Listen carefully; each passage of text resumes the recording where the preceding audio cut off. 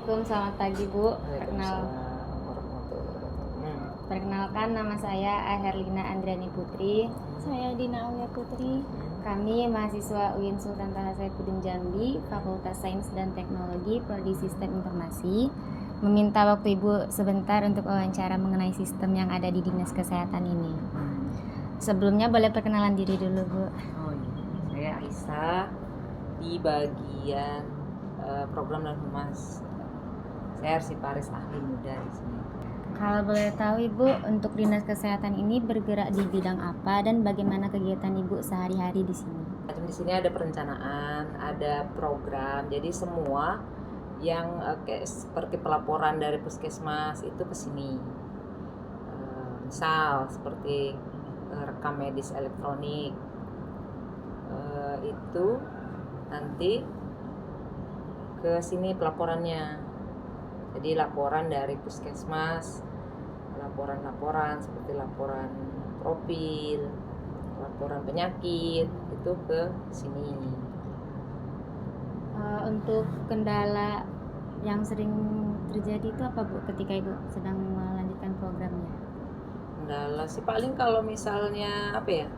Kalau dulu manual karena keterlambatan pelaporan ya.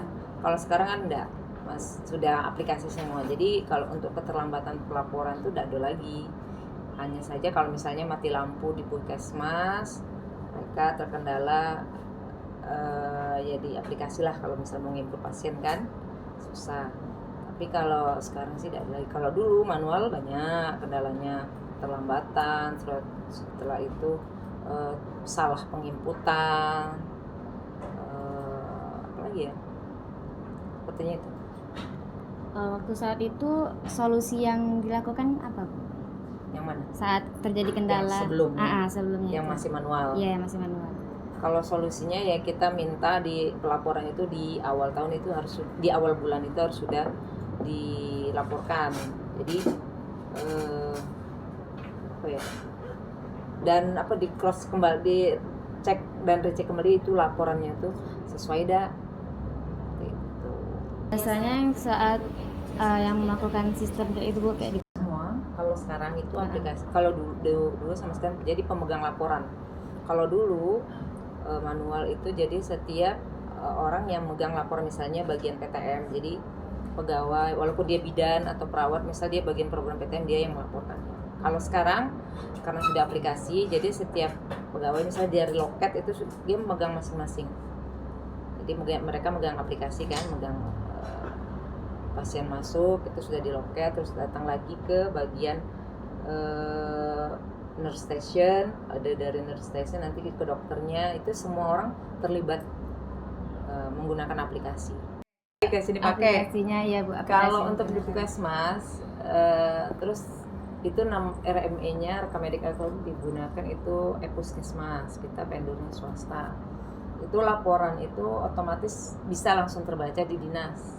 Jadi kita di dinas dalam harian pun bisa melihat pasien.